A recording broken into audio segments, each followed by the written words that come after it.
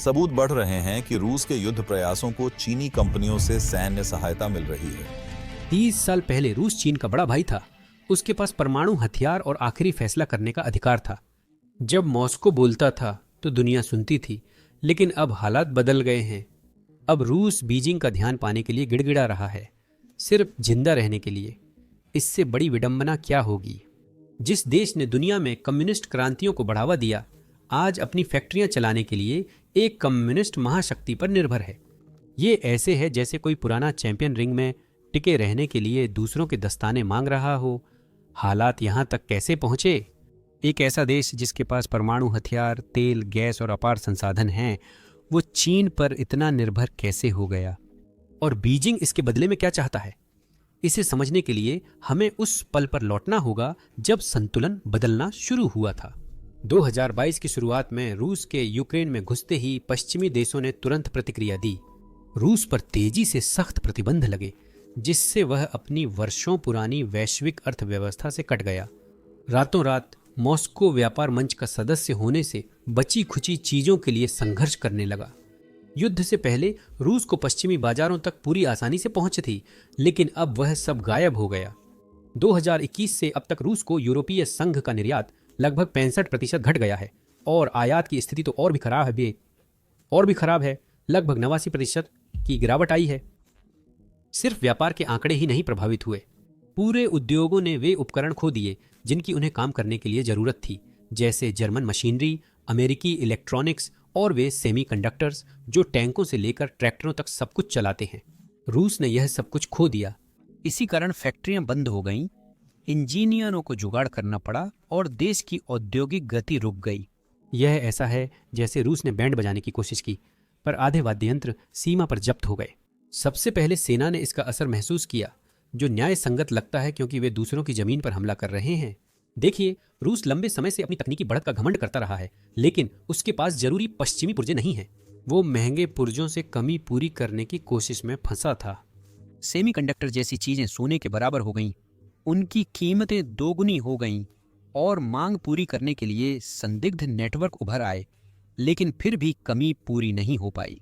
पश्चिमी इलेक्ट्रॉनिक्स की कमी से मिसाइल उत्पादन धीमा और विमान मरम्मत रुक गई। इससे अर्थव्यवस्था चरमरा गई।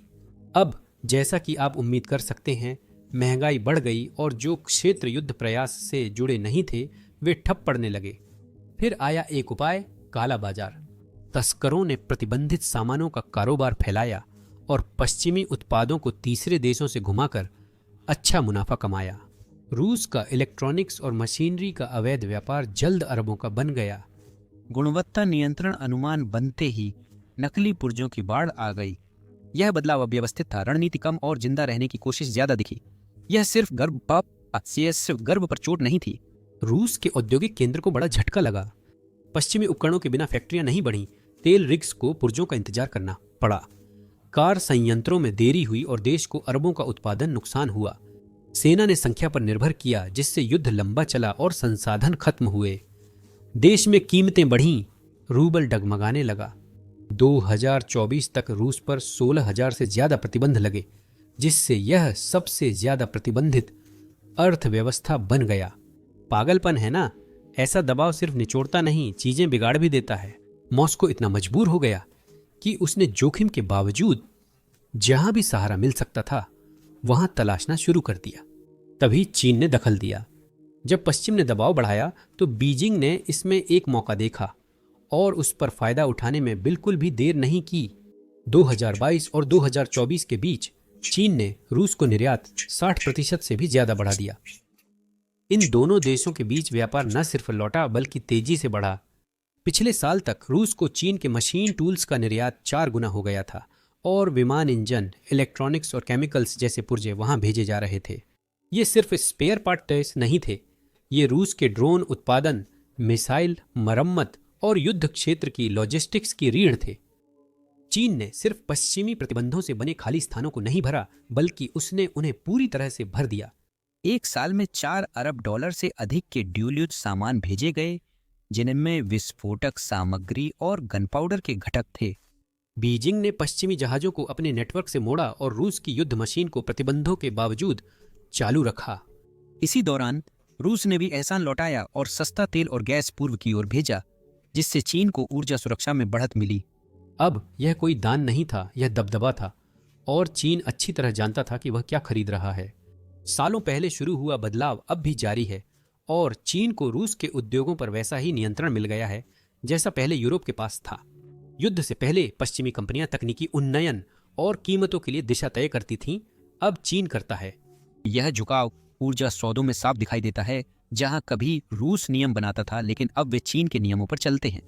Power on off Siberia 2 pipeline को लें, जो 2 दिग्गजों के बीच साइन किया गया एक विशाल प्रोजेक्ट है, जिससे हर साल 50 अरब घन मीटर गैस ले जाई जाएगी, रूस के यामाल प्रायद्वीप से मंगोलिया होकर पूर्वोत्तर चीन तक।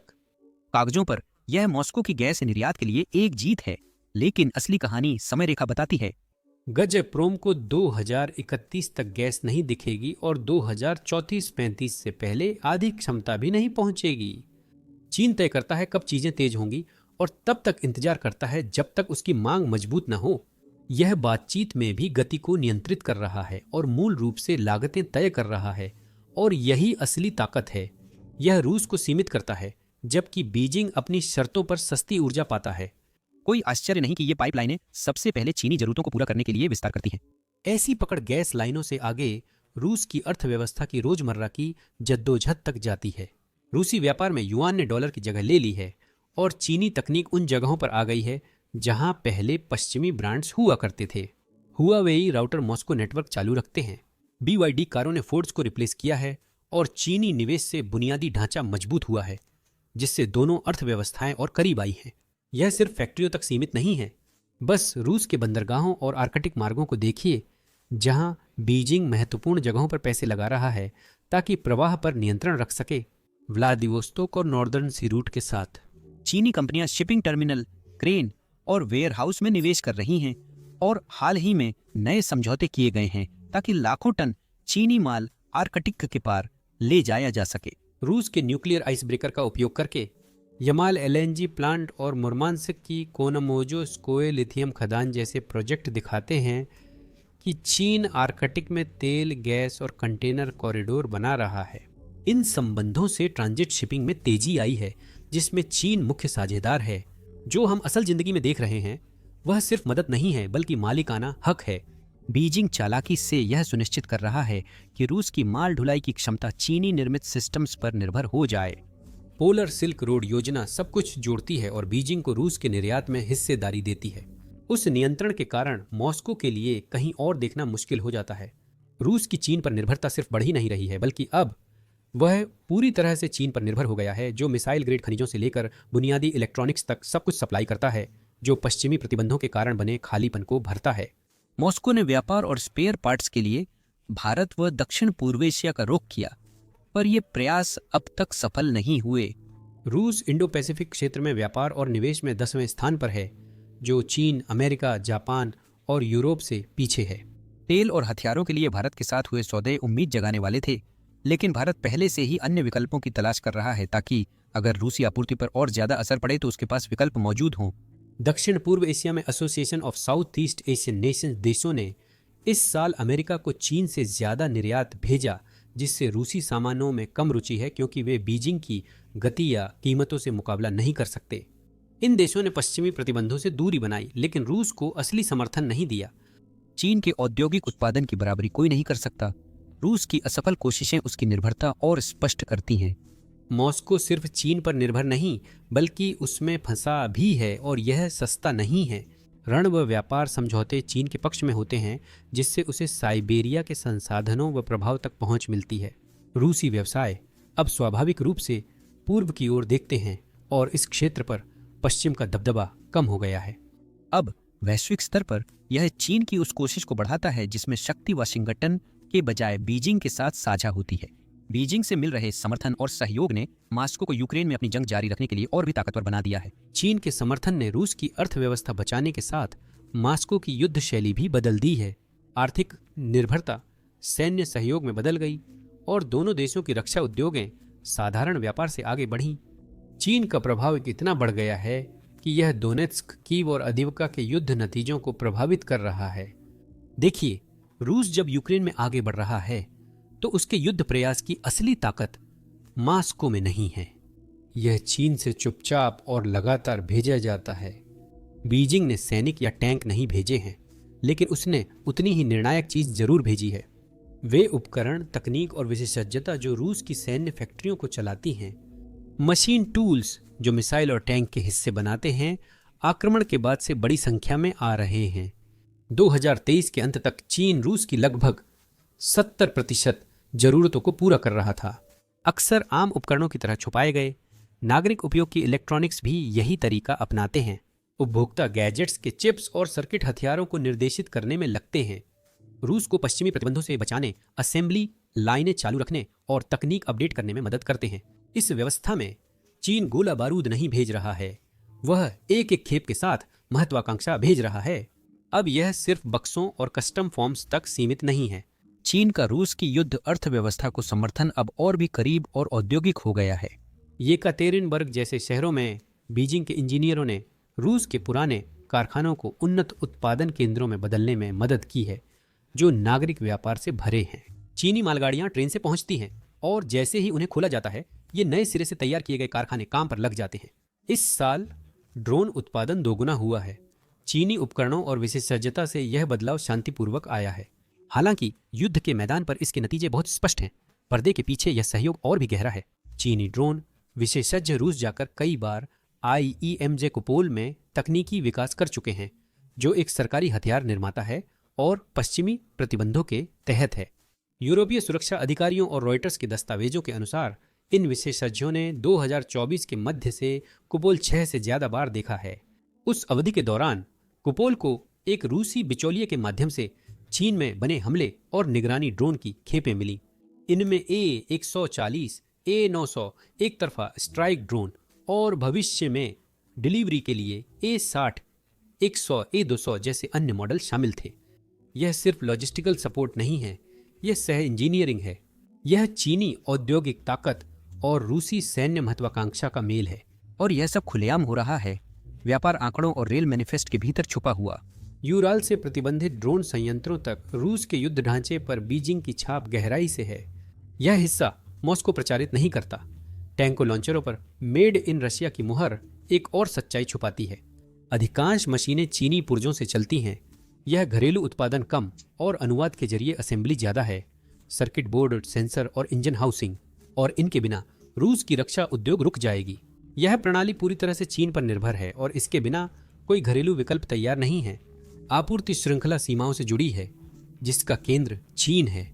चीन का समर्थन इतना मजबूत है कि नेटो का अनुमान है कि इन ड्रोन में इस्तेमाल होने वाले 80% तक महत्वपूर्ण पुर्जे चीनी निर्माताओं से आते हैं। क्या आप समझते हैं इसका मतलब है कि चीन यूक्रेन में सभी उड़ने वाले खतरों के लिए जिम्मेदार है? जैसे शाहिद ड्रोन को देखिए, ये ईरानी डिजाइन पर आधारित हैं, लेकिन इनमें चीनी सेंसर और बैटरियां लगी होती हैं जो इन्हें बेहद सटीकता से मार्गदर्शन करती हैं। या लैंडसेट मॉडल्स जो शेनचेन के प्रोसेसर और मॉड्यूल्स पर निर्भर हैं, ताकि वे लक्ष्यों को सटीकता से ढूंढ सके। चीन हथियार नहीं देता, सिर्फ गोलियां, बारूद और बैरल के लिए स्टील बेचता है, फिर पीछे हट जाता है। मॉस्को ट्रिगर दबाता है। इसे संभावित इनकार का अगला स्तर कहते हैं, है ना? रूसी चतुराई के बावजूद चीन की आपूर्ति ही ड्रोन युद्ध जारी रखती है। बंद होने पर हमला धीमा होगा। बीजिंग यह जानता है और उसे पसंद है। रूस की युद्ध जनित मांग चीन के अतिरिक्त उत्पादन को खपाती है, जिससे वह अपनी समस्याएं सुलझाने और मॉस्को पर पकड़ मजबूत करने में सफल होता है। अगर रूस खरीदना रोके तो चीन का औद्योगिक अधिशेष बढ़ता है। अगर चीन आपूर्ति रोके तो रूस की हवाई बढ़त खत्म होती है। यह नृत्य पूरी तरह चीन के नियंत्रण में है।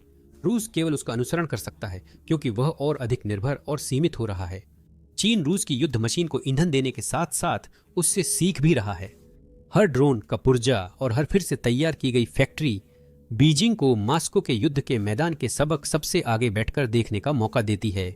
और यूं कहें तो चीन ने काफी मेहनत से पढ़ाई की है अपनी ताइवान को लेकर होने वाली लड़ाई के लिए। चीन ताइवान को एक पड़ोसी नहीं, बल्कि बहुत पहले हुई गृह युद्ध में बिछड़ा हुआ भाई मानता है। फिर एक होना सिर्फ गर्व नहीं होगा, यह चीन को खासकर सेमीकंडक्टर उद्योग सहित प्रमुख तकनीकी केंद्रों पर नियंत्रण देगा, जो स्मार्टफोन से फाइटर जेट तक सब कुछ चलाता है। जैसे जैसे ताइवान दुनिया के सबसे बड़े टेक सेक्टरों में से एक बनता जा रहा है, सीसीपी की इस देश को अपने लिए हासिल करने की इच्छा और भी मजबूत होती जा रही है। क्या यह तरीका आपको किसी रूसी व्यक्ति की याद दिलाता है? दो तानाशाह जो खोई शान चाहते हैं। मेरा मतलब है, सोचिए, रूस का यूक्रेन को देखने का नजरिया भी अलग नहीं है।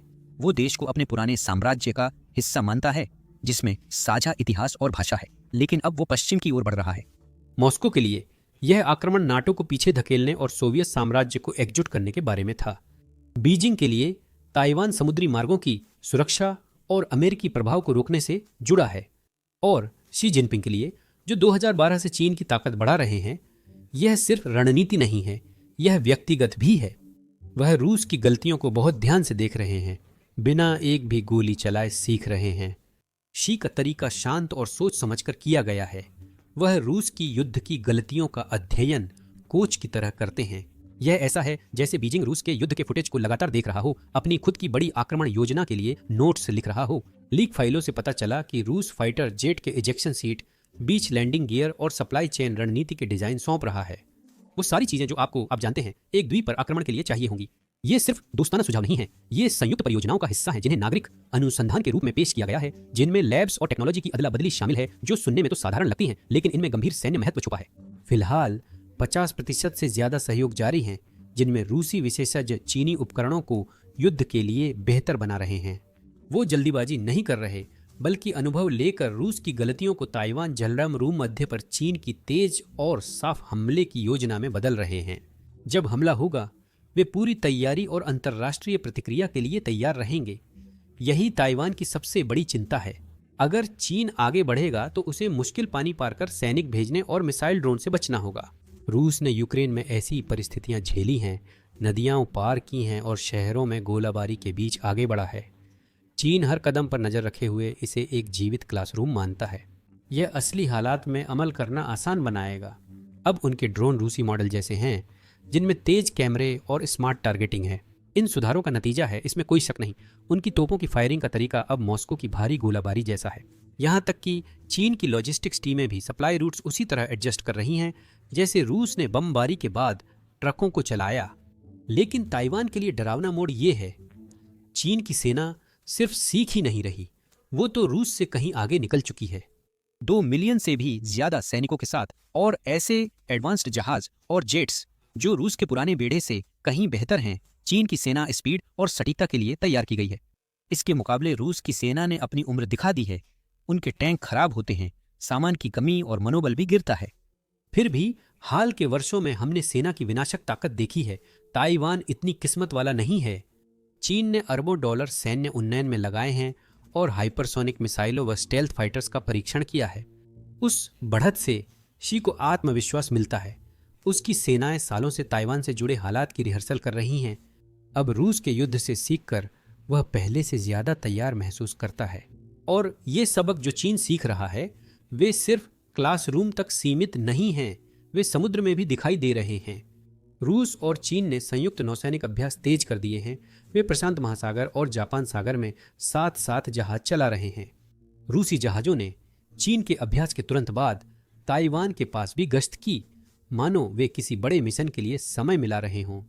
सिर्फ 2024 में ही उन्होंने ऐसे दर्जनों मिशन चलाए हैं, जिनमें से कुछ ताइवान की सीमाओं के बहुत करीब से गुजरे, बस यह देखने के लिए कि कौन घबराता है।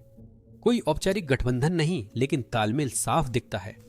चीन सैन्य बढ़त के साथ रूस की रणनीति की नकल नहीं, बल्कि उसे नया बना रहे हैं। तेज ड्रोन और स्मार्ट जहाजों से वे ताइवान को इतनी जल्दी घेर सकते हैं कि उसे जवाब का मौका न मिले।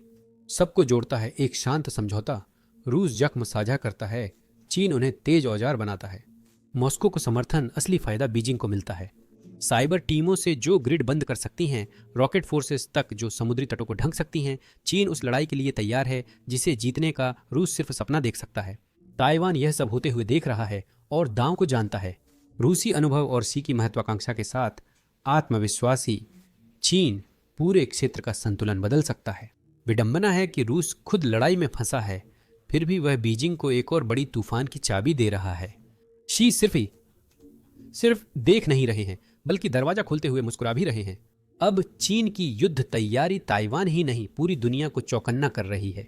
नाटो इस चीन रूस की साझेदारी पर बहुत करीब से नजर रख रहा है और वह पहले से ही एक बड़े खेल का मुकाबला करने के लिए अपनी तैयारियां कर रहा है। यूरोप रूसी हमले की तैयारी कर रहा है, जबकि पश्चिमी देश प्रशांत में नई रक्षा पंक्ति बना रहे हैं। अमेरिका ने जापान, दक्षिण कोरिया और फिलीपींस के साथ सैन्य संबंधों को और मजबूत किया है।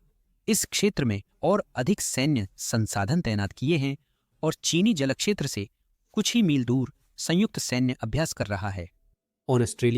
अब Australia, United kingdom, United states इस समझौते के तहत चीनी नौसैनिक शक्ति का मुकाबला करने के लिए परमाणु पनडुब्बियों के निर्माण में प्रमुख भूमिका निभा रहा है। नेटो सिर्फ रक्षा की भूमिका नहीं निभा रहा है, बल्कि वह प्रशांत क्षेत्र के लिए इतनी बड़ी रणनीति बना रहा है कि वह दरवाजे को रोकने वाले स्टॉपर की तरह इस्तेमाल हो सकती है। यह दुनिया का तरीका है यह दिखाने का कि वे देख रहे हैं और चीन की शक्ति को सीमित करने के लिए कार्रवाई करने को तैयार हैं। यह सिर्फ ताइवान की रक्षा नहीं, बल्कि पूरे इंडो पैसिफिक क्षेत्र के संतुलन को फिर से आकार देने की बात है। आपूर्ति श्रृंखलाओं को नए रास्तों पर मोड़ा जा रहा है, सैन्य ठिकानों का विस्तार किया जा रहा है और गठबंधनों को मजबूत किया जा रहा है ताकि बीजिंग पर कई दिशाओं से दबाव बनाए रखा जा सके।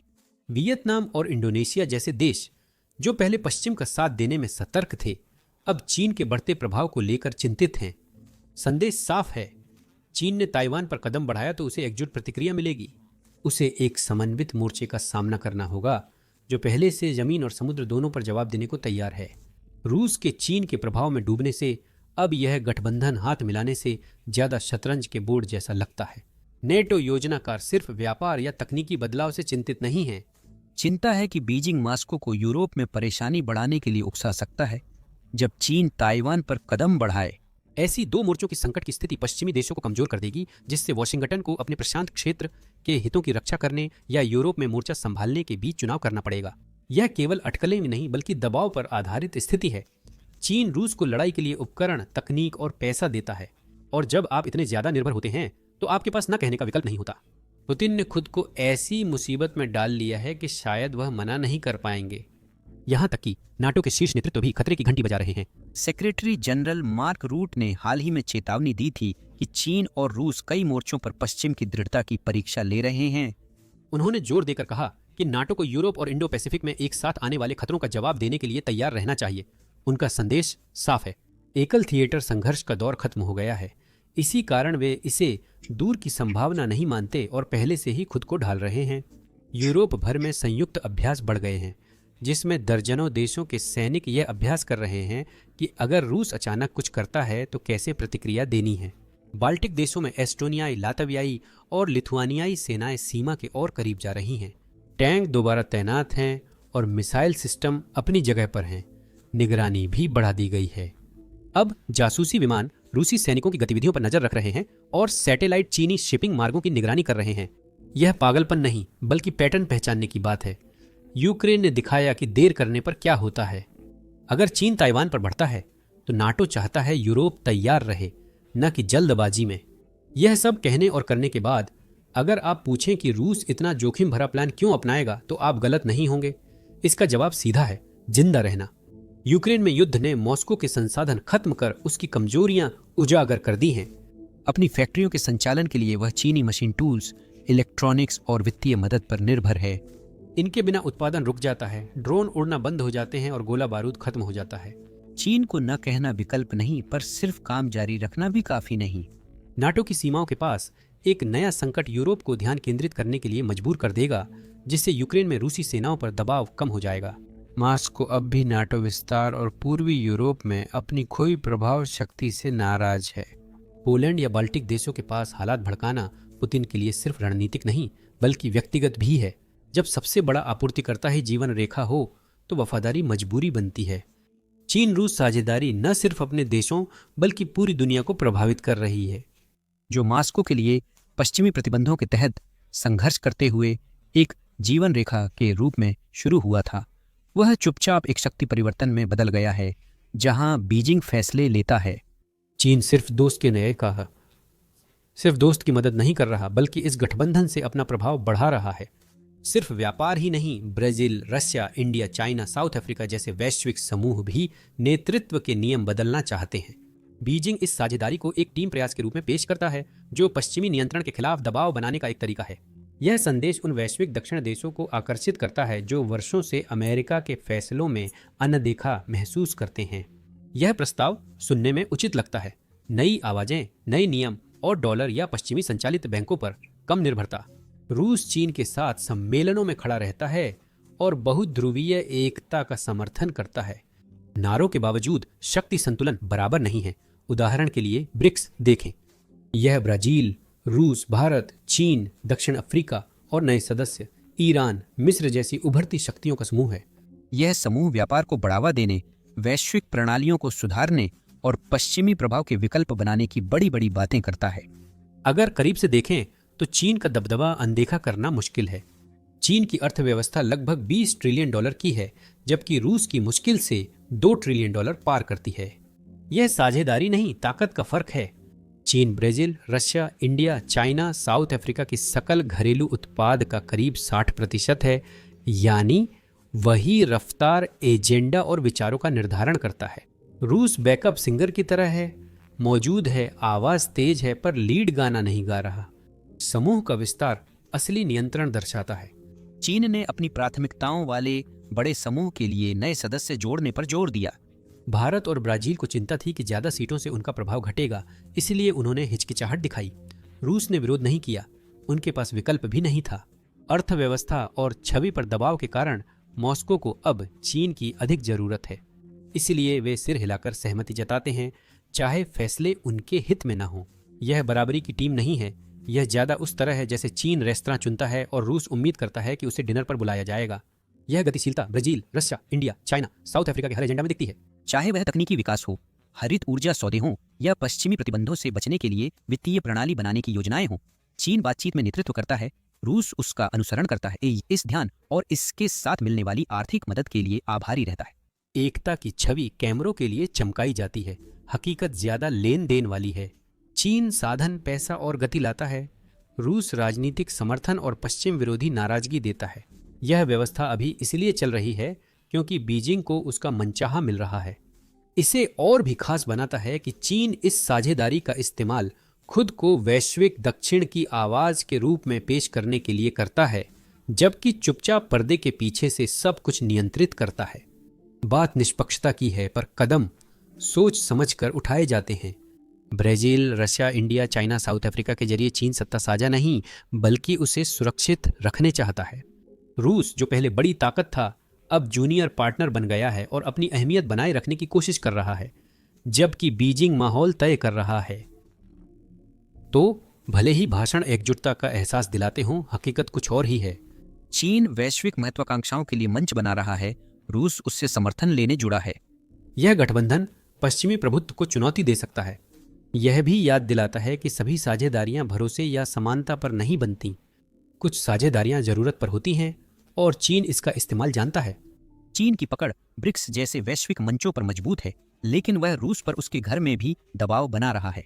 मॉस्को में हर कोई बीजिंग के फैसले लेने से खुश नहीं है और कुछ लोग धीरे धीरे इसका विरोध करना शुरू कर रहे हैं। कुछ सैन्य नेता और औद्योगिक प्रमुख इस बात से असहज हैं कि उनकी फैक्ट्रियों में कितना चीनी हार्डवेयर और तकनीक आ रही है। वे खुलकर नहीं कहते, लेकिन चिंता है कि रूस उन प्रणालियों पर ज्यादा निर्भर हो रहा है जिन्हें वह पूरी तरह नियंत्रित या पुनः निर्मित नहीं कर सकता। राष्ट्रवादी चिंतित हैं कि साइबेरिया के खनिज और ऊर्जा क्षेत्र सस्ते में दिए जा रहे हैं। पुराने ओलिगार्कों को डर है कि चीन की बढ़ती मौजूदगी उन्हें प्रमुख क्षेत्रों से बाहर कर सकती है। यह तनाव दिखता नहीं, पर महत्वपूर्ण है। यह दर्शाता है कि रूस को आर्थिक संकट से बचने के लिए चीन चाहिए, पर वह उस कीमत पर पूरी तरह भरोसा नहीं करता। क्रेमलिन कैमरों के सामने मुस्कुराता है और साझेदारी की बात करता है, लेकिन पर्दे के पीछे तनाव रहता है। बीजिंग के पास ताकत है, मॉस्को जानता है। रूस में कुछ लोग अब सोच रहे हैं कि उनका समझौता कहीं उन्हें हमेशा फंसा न दे। रूस को यह समझने में पूरी जंग लग गई कि असली काबू किसके पास है। रूस पहले चीन को टैंकों पर सिखाता था, अब वह छूट मांगना सीख रहा है। जिस देश ने चीन को टैंक बनाना और सैटेलाइट लॉन्च करना सिखाया, अब वही औजार उधार ले रहा है, चिप्स खरीद रहा है और बीजिंग की राह पर है। कुछ समय पहले रूस वरिष्ठ साझेदार और अनुभवी रणनीतिकार था, जिसके पास दशकों का सैन्य अनुभव और वैश्विक प्रभाव था। आज वही रूस है जो स्पेयर पार्ट और रियायती कर्ज मांग रहा है। चीन, जो कभी शांत शागिर्द था, अब मास्टर प्लानर बन गया है, बड़ी शांति और सटीकता से सारी डोरियां खींच रहा है, जबकि रूस उसके पीछे पीछे भाग रहा है। भूमिकाएं बदल गई हैं, विडंबना और तीखी हो गई है। यह बदलाव सिर्फ गर्व की बात नहीं, बल्कि संघर्षों से निपटने का तरीका भी बदल रहा है। यूरोप और एशिया अब एक ही दबाव प्रणाली का हिस्सा हैं, जबकि पहले इन्हें अलग मंच मानते थे। अगर बीजिंग ताइवान पर कुछ करता है तो मास्को चुप नहीं बैठेगा या अकेले नहीं रहेगा। अब ये दोनों व्यापार, तकनीक और रणनीति के जरिए एक दूसरे से जुड़े हुए हैं। प्रशांत क्षेत्र में कोई हमला नाटो की दहलीज पर तनाव भड़का सकता है, जिससे पश्चिमी देशों को अपना ध्यान बांटना और संसाधनों को फैलाना पड़ सकता है। यही असली खतरा है। सिर्फ 2 युद्ध नहीं, बल्कि एक समन्वित रणनीति है जो सिस्टम को ओवरलोड करने के लिए बनाई गई है। यह शीत युद्ध का एक नया रूप है, लेकिन इस बार शक्ति के ध्रुव उलट गए हैं। चीन नेतृत्व कर रहा है और रूस उसका अनुसरण कर रहा है, और पश्चिम यह सीख रहा है कि जब कोई जोड़ी लंबी रणनीति खेलने में माहिर हो तो मात खाकर कैसा महसूस होता है। लेकिन अंत में रूस का सबसे बड़ा दुश्मन नाटो नहीं था, बल्कि उसकी अपनी निर्भरता थी। जिस पल रूस ने चीन पर ज्यादा भरोसा किया, उसने अपना नियंत्रण खो दिया, और चीन, जो धैर्यवान, गणनात्मक और अडिग है, उसने उस निर्भरता को अपना सबसे बड़ा हथियार बना लिया। टैंकों या मिसाइलों से नहीं, बल्कि प्रभाव से। चुपचाप सौदे, साझा योजनाएं और वह पकड़ जो बिना शोर के महसूस होती है। दुनिया अब जरूरत आधारित साझेदारी देख रही है, न कि भरोसे पर। रणनीति जरूरत से चलती है तो नतीजे अक्सर तीखे, अप्रत्याशित और स्थायी होते हैं। देखने के लिए धन्यवाद।